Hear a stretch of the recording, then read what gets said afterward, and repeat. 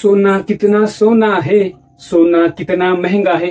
मित्र हो, दिवसेंदिवस सोन्याची किंमत वाढत चाललेली आहे. त्याला अशी कोणती कारण आहेत ज्याच्यामुळे सोन्याची किंमत वाढतच चाललेली आहे.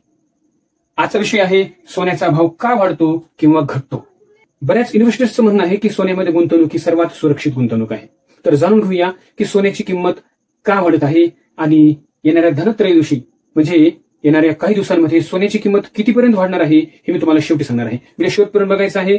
जर आपण आमच्या चॅनलवरती नवीन असाल तर सबस्क्राईब करा, व्हिडिओला लाईक करा, शेअर करा आणि कमेंट्स करून मात्र नक्की सांगा. जाणून घेऊया आजचा विषय सोन्याचा भाव का वाढतो किंवा घटतो.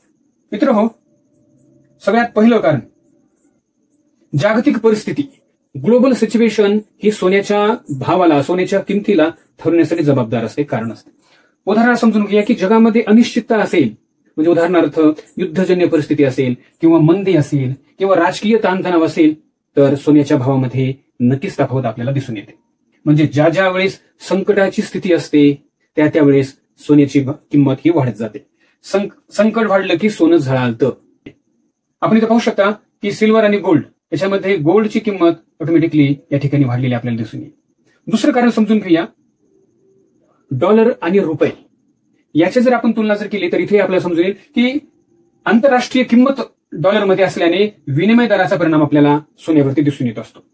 जर डॉलर मजबूत असेल तर सोन्याचा भाव कमी असतो आणि रुपये जर कमजोर असेल तर सोन्याचा भाव वाढतो. सध्याच्या स्थितीला जर पाहिलं असेल तर रुपयाची किंमत ही कमी आहे म्हणून सोन्याचा भाव वाढलेला आहे. आपण इथे पाहू शकता 1978 पासून तर 2017 पर्यंतचा हा ग्राफ मी तुम्हाला इथे दिसत असेल. आपण पाहू शकता की कशा पद्धतीने सोन्याचा भाव या ठिकाणी वाढलेला आपल्याला दिसून येईल. सोन्याची किंमत ही अशा पद्धतीने वाढतच गेलेली आहे. तिसरं कारण समजून घ्यायचं आपल्याला, काय कारण आहे बरं. तिसरं कारण आहे व्याजदर आणि बँका सुद्धा सोन्याच्या किमतीला वाढवण्यास जबाबदार आहेत. म्हणजे व्याजदर वाढलं की सोनं शांत राहतं, सोन्याची किंमत कमी व्हायला लागते, गुंतवणूकदार बँकांकडे वळतात. दुसरं बघा, दर कमी होतं सोन्याचं.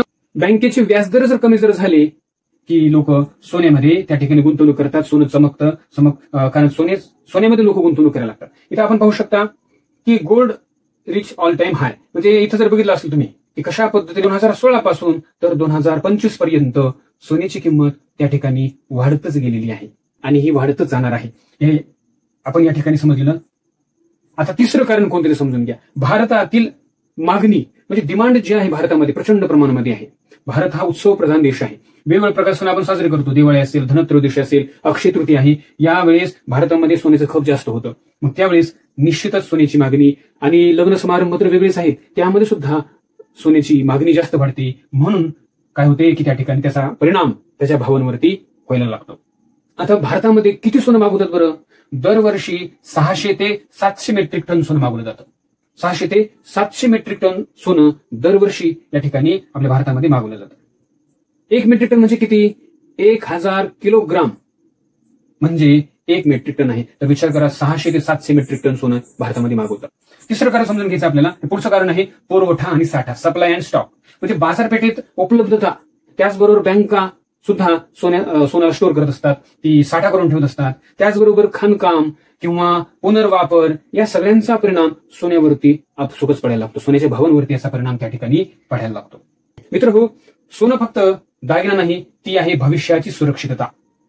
तर सोन्यामध्ये गुंतवणूक करत असताना आपण त्या ठिकाणी विचार करूनच गुंतवणूक केली पाहिजे. आणि जसं सुरुवातीला सांगितलं होतं की सोन्याची किंमत कुठपर्यंत जाऊ शकते, तर काही तज्ञांच्या मते सोन्याचा भाव हा 1.5 लाखापर्यंत जाऊ शकतो. म्हणजे 1,44,000, 10 ग्रॅमचा भाव मी सांगतो तुम्हाला, म्हणजे 1 तोळ्याचा भाव जे आहे ते 1,44,000 ते 1.5 लाखापर्यंत जाऊ शकतो. तर आपण विचार करूनच सोन्यामध्ये या ठिकाणी गुंतवणूक केली पाहिजे.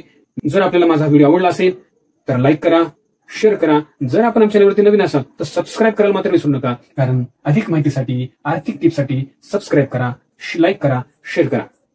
इथंच थांबू, पुन्हा भेटू नवीन विषय घेऊन. तोपर्यंत जय हिंद, जय महाराष्ट्र.